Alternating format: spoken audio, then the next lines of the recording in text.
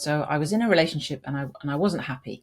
And I'd met and fallen in love with somebody else at my workplace, and I had two small children.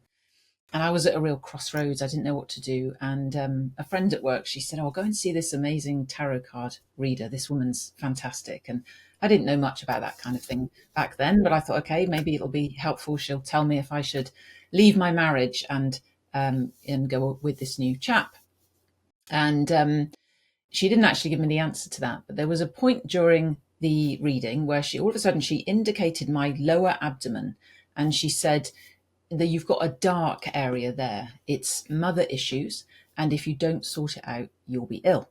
Well, that went right over my head, because all I was interested in was, should I stay in my marriage and should I go with this new chap? What should I do? I didn't know what to do.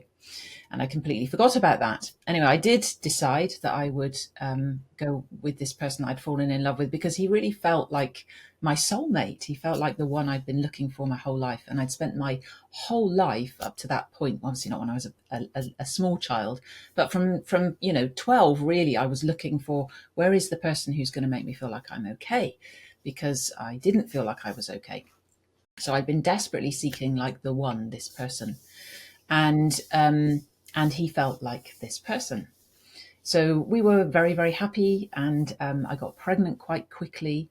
And then when I was 6 months pregnant, we went off to Las Vegas. We ran away to Vegas and got married. Didn't tell anybody. It was really beautiful.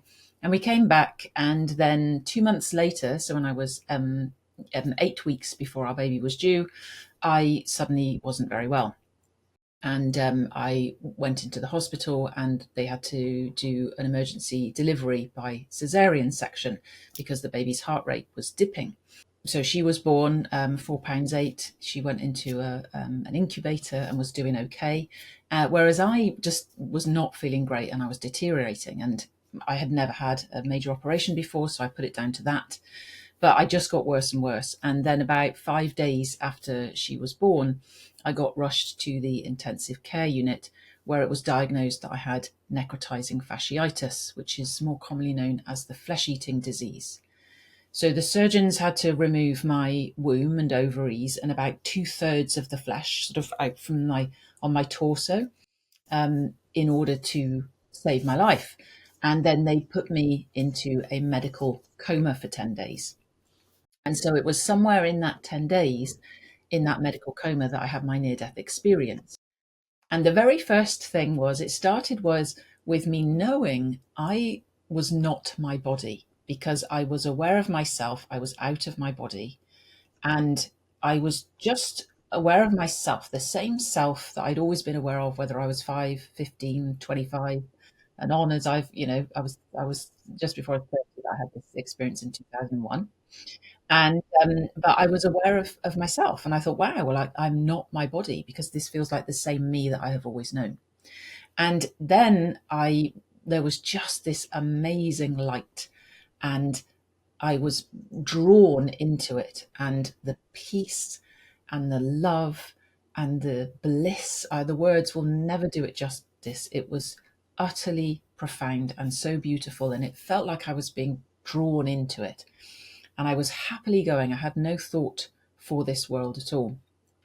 And all of a sudden, I came to an abrupt halt, and I looked back, and it was my husband. And I tried to pull him to come with me, because I really wanted to go, and I really wanted him to come with me. And he would not budge. And then I could see forms taking shape ahead of me.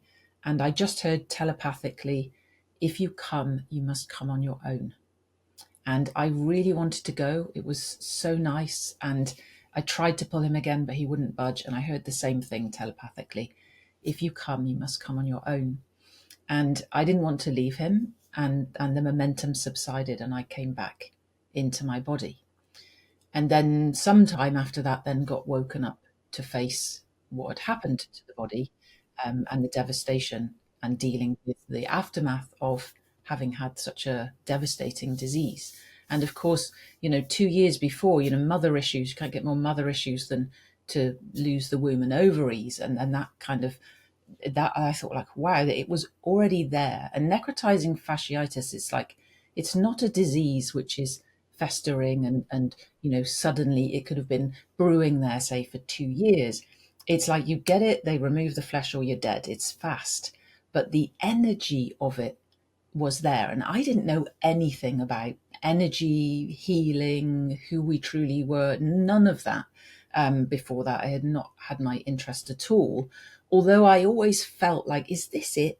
Like, is this, surely there must be more to life than just this surface stuff, because it felt very lacking. And so it kind of opened up this whole other experience. And I was in hospital for 3 months.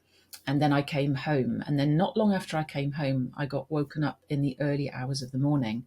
And this was my first experience of automatic writing. There was a sentence in my head that was just on repeat. And it was just so consistent that in the end I thought, oh, I'm just going to get up and write it down. And as I wrote the first sentence, the next one came, and the next one, and the next one. And it was just like taking dictation. But the voice I was hearing was inside my mind. And so I wrote all this stuff, and it was kind of like how we as humans hurt ourselves in the ways that we unwittingly behave. And there was a point where it said, there is love and fear and everything else in between, and you can create from either. And in order to have a different experience, it's really important that you choose love, but you're unwittingly choosing fear. And the unwitting was like really sort of clear and poignant, actually, because we don't mean to create from fear. We get trapped and we don't realize any different. And at that point for me, I don't think I knew what love really was. I knew then from the near-death experience, to me, that's what love really is, this pure bliss, this pure potential. But what I had been living and what I thought was love was not really what love is, just a limited human version of love. Yeah. And so it kind of started to open up this whole exploration of, who am I? Who are we really? Like, what is just, yeah, what is going on? And I started to study Tai Chi and Qigong and practicing that in the world of energy, opening up. I remember doing some Qigong one day, and all of a sudden I had this buzzing in my arm, the same as if I was to hold a mobile phone that was buzzing. I could feel it inside of my arm. And I remember saying to my instructor, like, what's that? There's this buzzing in my arm. And he said, oh, that's your ki, that's your chi, your energy. And I was like, wow. And I remember I was 30, because I remember thinking, wow, 30 years that has been there. And I was completely ignorant to it. I had no concept of it, no experience of it. And so that continued. And I was also curious about the mind, and I studied a psychology degree. And one of the theories in psychology is that a near-death experience is just something that the brain does. They're very obsessed with the brain when I did my psychology degree, just something that the brain does at that point in time.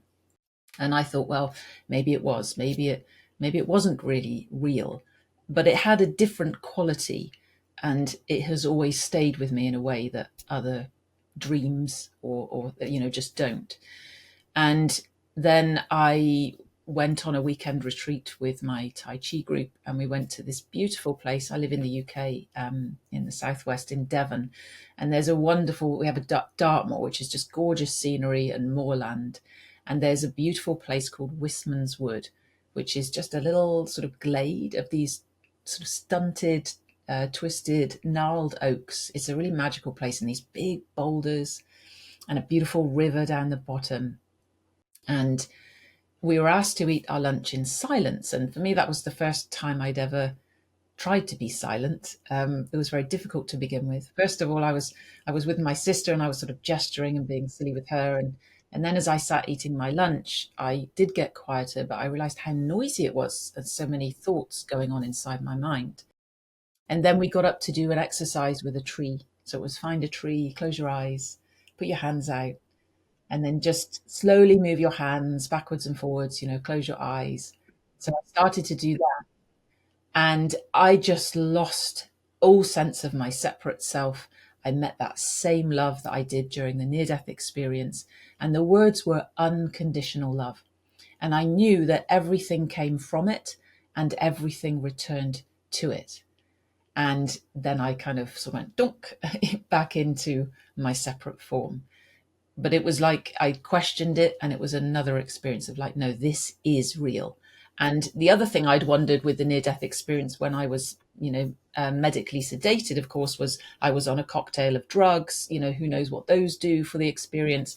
But there was no drugs that day. It was just some lunch, nothing that could have altered my consciousness in any other way.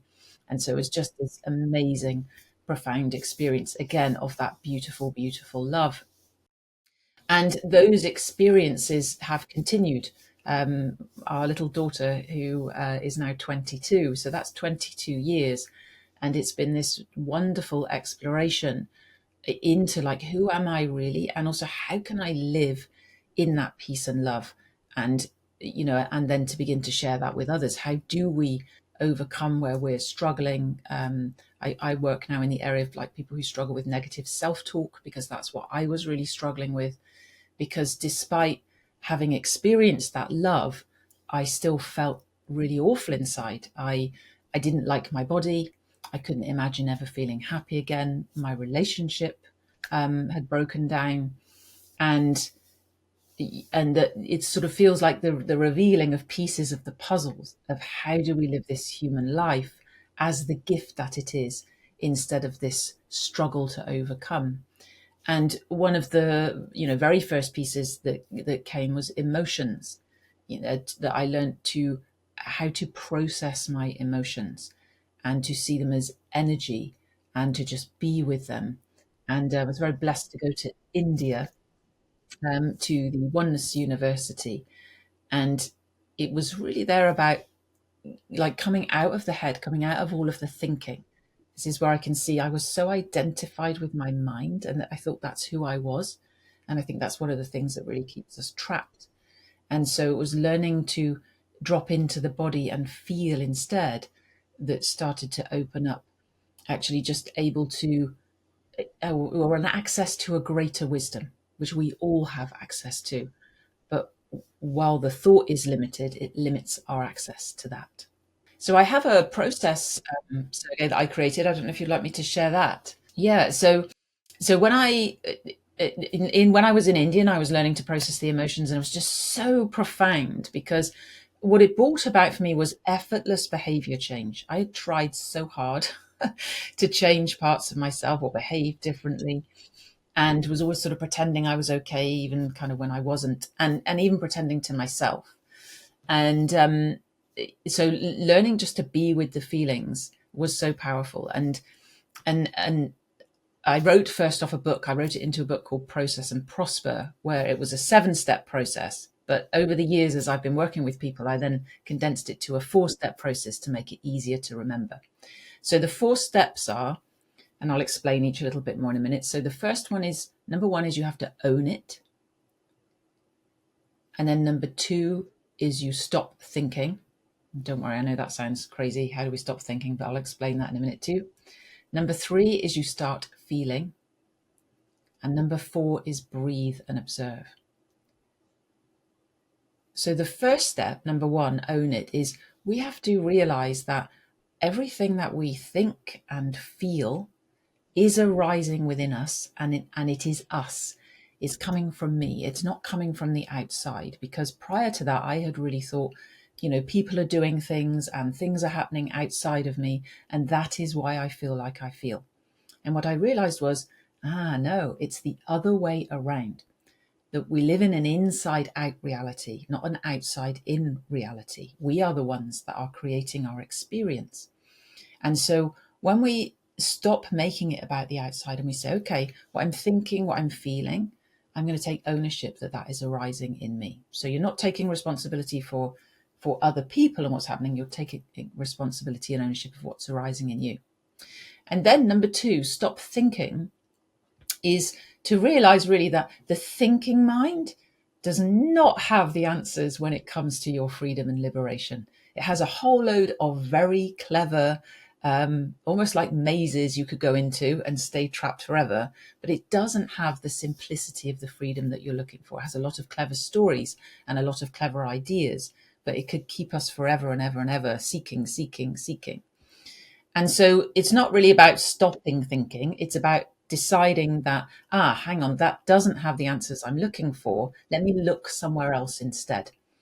And which brings us to the third step of start feeling, that you come into the body and you use the body to observe, what am I feeling?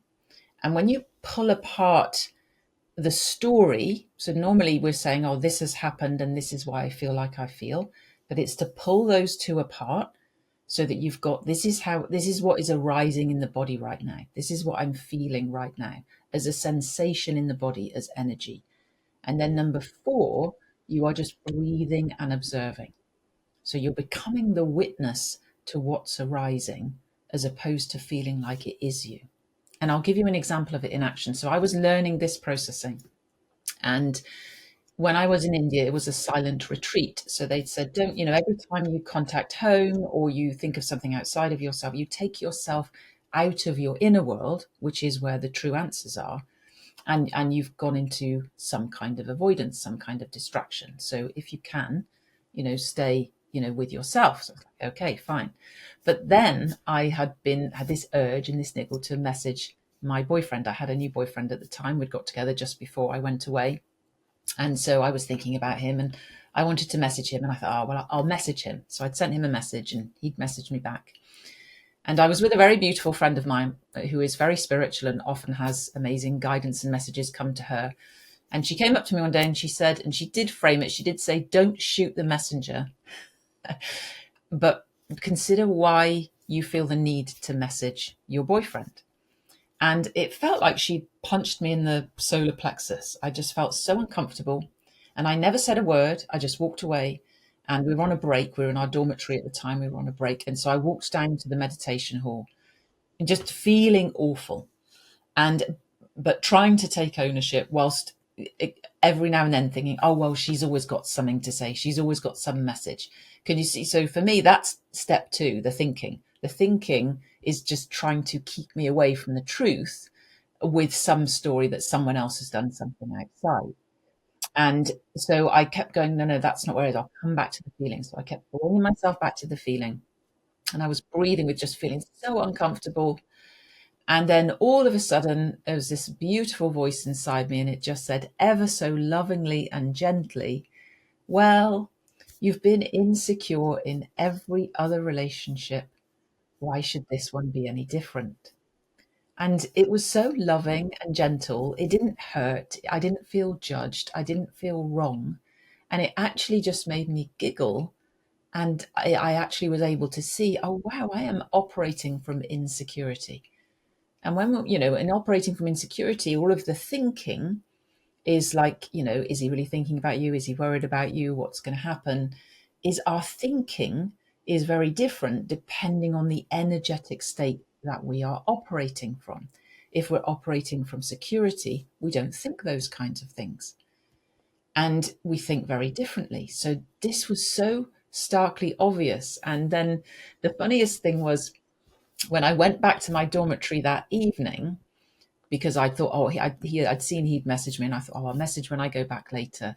And I just couldn't be bothered because actually I had to go on quite a walk, find another building, climb to the top of it, wave my phone around on the roof in order to get some kind of reception.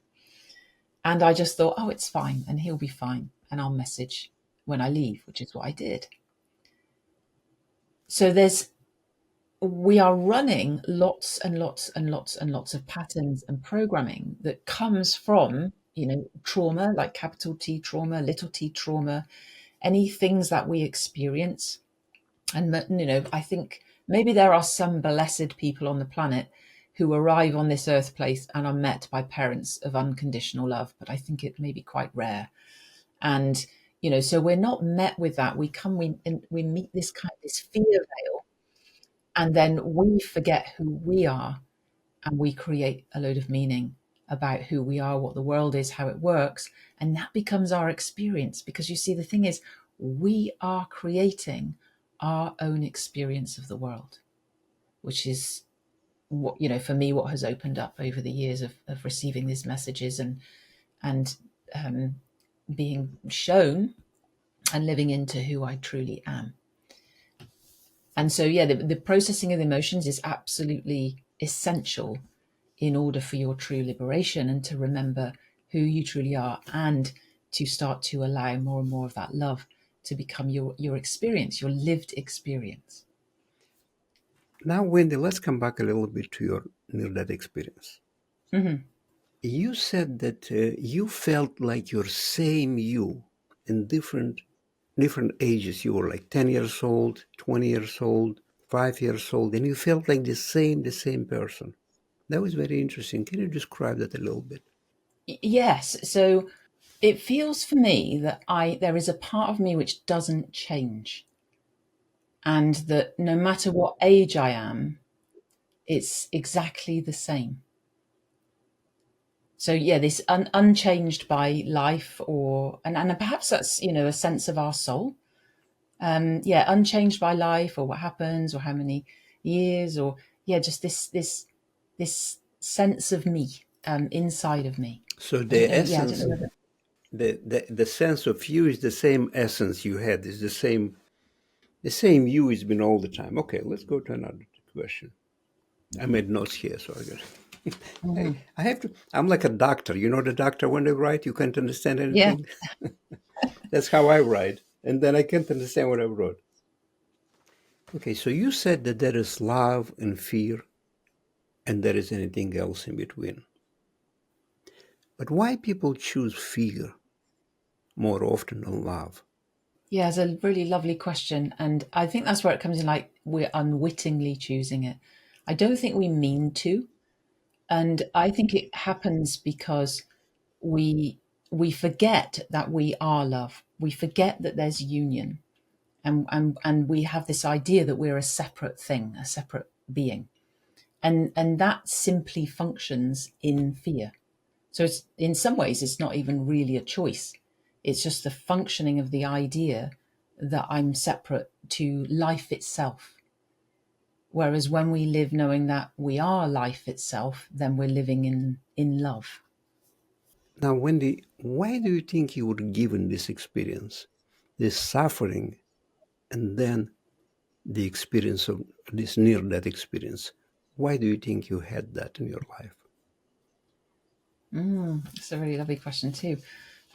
I think I did it to myself. My understanding is that we are creating our experience, and that's how powerful we are. And that where I was, because there was once for me a very deep dive process where I realized that I had rejected the feminine. I am one of three girls from a dad who wanted boys, and I'm the middle one. And I realized that when I was very young, I didn't want to be that. I wanted to be a boy, and so I'd rejected the feminine. And I think life is happening for us to bring us home to the truth of who we are, and it isn't happening to us, it's happening for us. So these experiences, it's very strange, isn't it, how actually pain can often be the thing that really opens us up to the truth of love and who we are. And so I really see as just like it has just been the most incredible gift in order to experience that love and then remember that love. But I think it's there all the time for us. I think we just don't realize.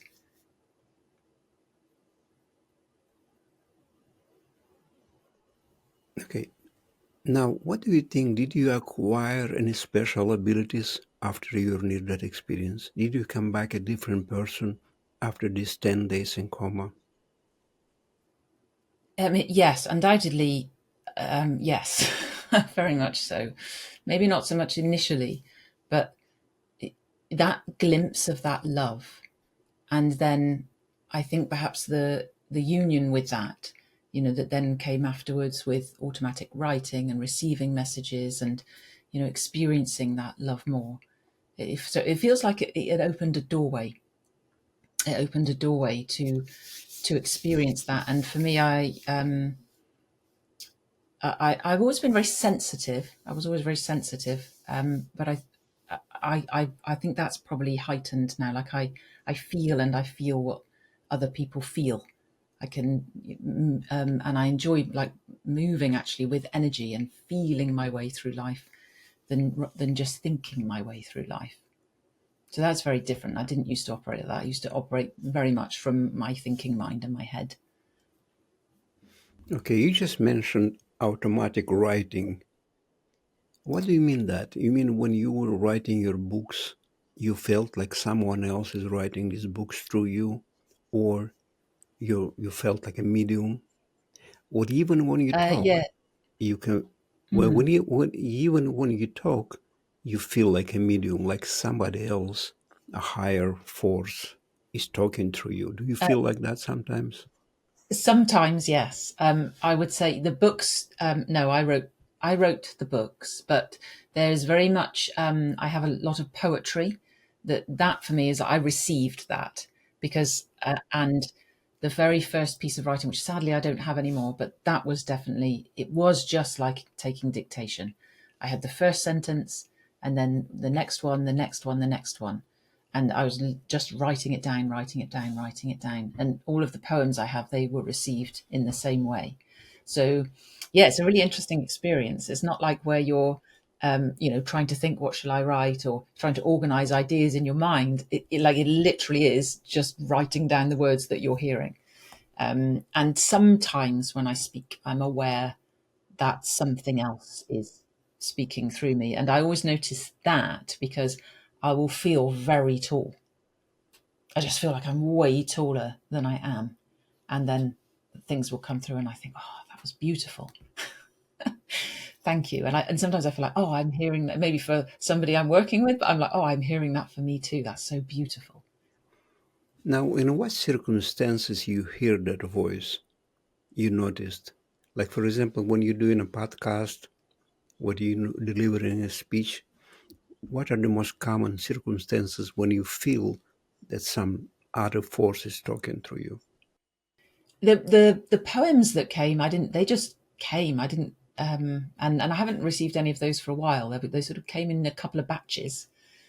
Um, what I can tell you is that I don't think there's any specific circumstances. And what I mean by that is over the years, I tried, it was like, oh, I need to eat really clean and drink lots of water and, all of those ideas. But sometimes they would come when I was not treating my body well and not eating well. And so it wasn't necessarily anything to do with that. Yeah, I don't know. That's a really hard question to answer because it just comes when it comes. It just comes when it comes. Because sometimes I observe some speakers, and it seems that they are just staying over there, standing on the stage, and just that information is just flowing through them. They just have to open their mouth and deliver it Mhm. in the verbal vibration. That seems to be the case with some of the speakers, talented and inspired Yeah. by the force. Yes, yeah, and some of them that can actually just boom, right? That's what like I'm thinking of Esther Hicks. Who's just amazing, isn't she? Channeling Abraham. So You're right, right. yeah, Well, like she's a almost to medium for demand, right? Yeah, yeah, yeah, yeah. yeah. That's Abraham talking through her. Yeah, It's it's just amazing, lovely. you know. Okay, now you mentioned that you have to stop thinking. How can people stop thinking? What's your version of that? Yes, yeah, because it's crazy, isn't it, to say stop thinking? It's like the hardest. It just makes you think more, doesn't it? It's like when they say don't think of a pink elephant, and you're like, oh, now I'm thinking of a pink elephant. Um, so my version of that is that it is to just move the attention elsewhere. And so that it's not really about stopping thinking. It's just about realizing that the thinking doesn't have the true answers that you're looking for when it comes to your freedom and liberation and your true self. And so instead, to bring that attention to the physical body and use it to tune into what is being felt. What am I feeling right now? And that it's interesting how we're so caught in the mind, like it's really difficult. You just, the story will come or the thinking will come, but then you just keep moving it back to the body. And as you practice that, it gets easier and easier, and it's like a more willingness, I suppose, to let go of thought, because I think we are really obsessed with thought, aren't we? And thinking. That it feels like that's been I see it like this is the it's just the experience we've been having as a collective. You know, we've been in the realm of thought, and one day, I can't remember when it was, a long time ago, I was just writing one day, and all of a sudden I drew this circle. And again, this was a received message. I drew a circle, and it had unity to separation and back again. And I felt like, I was like, oh my God, this is what Einstein must have felt like, because it felt like a eureka moment. I was like, that's it. That's life. And it was sort of like, you know, like every lifetime for each of us, you know, we come from the unity, we come into the separation, and we return at death. But it also felt as a collective, we were having this experience, and we, you know, we'd come in unity and then we'd come away from unity. And I felt like actually we'd been at the brink of separation and we were on this return leg, which kind of fits with spiritual awakening, doesn't it? We've come away, this idea we're just these human beings, and now there's this awakening that no, we're way more than that, and we're connected with everything. And this delicious experience then of being in form, but also knowing we are spirit at the same time. Now, Wendy, when you came back from this near-death experience, did you share it with your boyfriend, with your partner back then, with your husband? Yes, yes, I did. I shared it with my mum and my sisters, and my husband. Yeah, and it's funny where people don't believe you. Your loved ones don't believe you. Some of them did. My husband's interesting because he's, you know, always very skeptical. Um, but there's something about him. Like, I think he has an idea of a sense of something, and but it didn't really matter actually, because for me it was so real and it was so beautiful. I didn't really mind if anybody believed me or not. Yeah, but that was back 22 years, 23 years ago. So people were not so open about this back then. They were pretty skeptical. I would think so. Right now, it's common for people to talk about it, podcasts and books. 23 years ago was not that open yet. So I was wondering if the doctor told you not to talk about this, or people around you, like friends and relatives, trying to make fun of you. Yeah, yeah. I never Nothing told like the that happened. doctors. I didn't tell the doctors, You never. Okay. That, and it's interesting, isn't it? Because I have a very good friend who is an amazing nurse and had worked in the intensive care, and that many people actually do speak of seeing something or having, you know, these near death, these out of body near death experiences. So it's really common, isn't it? I can't remember. There's a lady recently who's was an intensive care nurse. She's written a book about it. She's heard so many of them, which is fascinating, isn't it? But yes, you're right. 20 odd years ago, it wasn't as you know, as accepted, I suppose, isn't it, as it is now, and the curiosity that we have.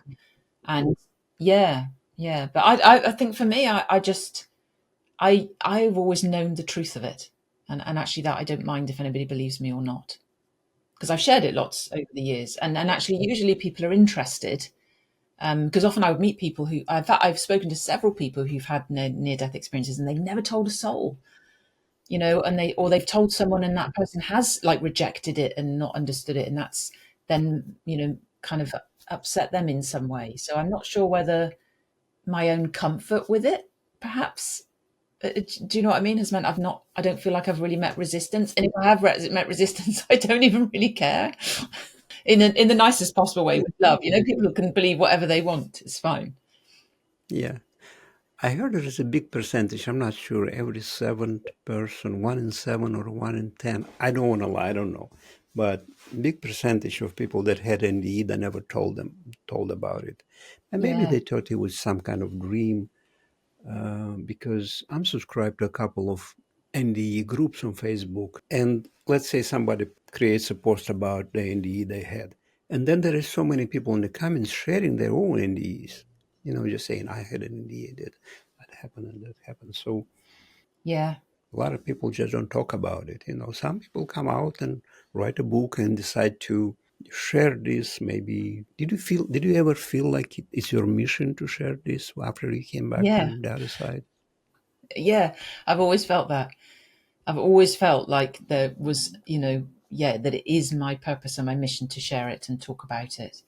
And yeah, that's always been there really strongly.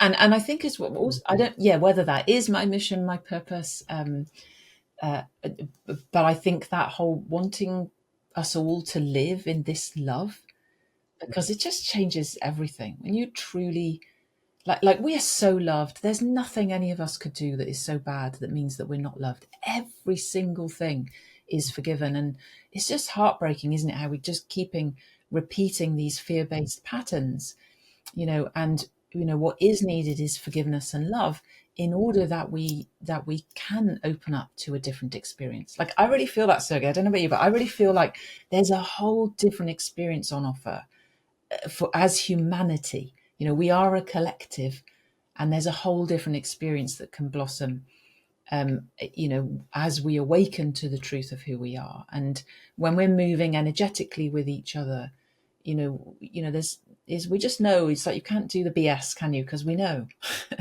You can feel it. There's a much more genuineness, much more authenticity.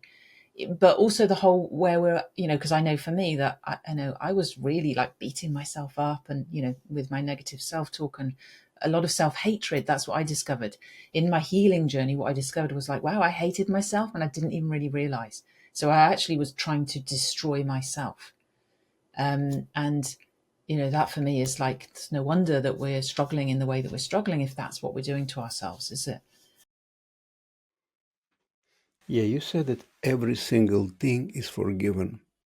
That's nice and it is beautiful, but not everybody can accept that because there is so much evil in the world. It's so much injustice that people, they just cannot accept that. Okay, I've been living like a saint, for example. Somebody's thinking, I've been living like a saint, not even killing a fly, and somebody is creating a war with millions of people Mm-hmm. dying. And how come the same person are in the same room, forgiven for everything? What's your opinion about this? Yeah, so I actually want to share the experience I had of that, because we can't reach that thought process with our intellectual mind, because it functions in opposites. So it's actually a whole different experience of ourselves is what gives the understanding and the experience of it. So for me, it came where I was having a really hard time, and I felt really bad. I felt like I was a really bad person, and I couldn't work it out intellectually, because I thought, well, I've done some bad stuff, but nothing that bad. And I went to so my daughter that was born 8 weeks premature, so she was 10 years old at the time, and I had gone to stay with this woman who's doing some amazing healing work, and my daughter was at my mum's in Bristol, and I was up in Scotland, which is about I don't know, like a 5-hour drive, right, time wise.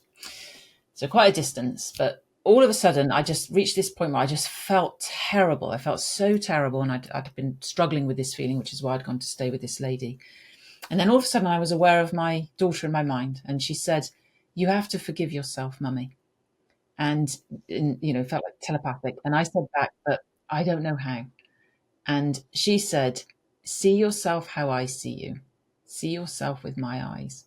And in that moment, again, that pure unconditional love, and not just her as my daughter, this feels like this is the love of source, God, the universe, whatever you want to call it. That love was just so profound. And that was where I knew, I was like, wow, I could kill everyone on the planet and I would still be loved. There is nothing so bad that I could do that means that I'm not loved. And so what we're talking about here is spiritual love, spirit love, source love, that love, everything is forgiven. Because, and if we tie that in with the idea that we're doing it to ourselves as a collective, like we are the world, and there is division in our mind, which creates the experience of division. But you can't, it's not an ego. It's so hard because you can't intellectually get it, but it may arise through for example, a practice of forgiveness, is where these deeper understandings of the truth of the universe and the way the cosmos really works may arise through that. But it is impossible in the intellectual mind, because it's not how it functions. I don't know whether that's, I hope that's helpful in some way. It's so hard to talk about Okay, some of these Wendy. things because it's like a different Yeah. level of perception.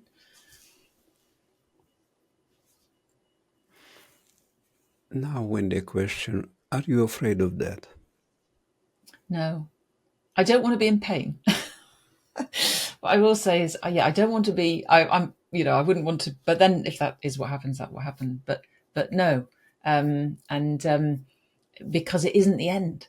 There is no end. We are limitless beings, and there's something else. This physicality will cease to exist. This version of it, but like we're saying, that that sense of self is forever alive, and I don't think it ever ceases to exist. I think it merely changes state. I don't know what that is, and I don't know what happens afterwards, but I just know it's love, and I don't feel afraid of that.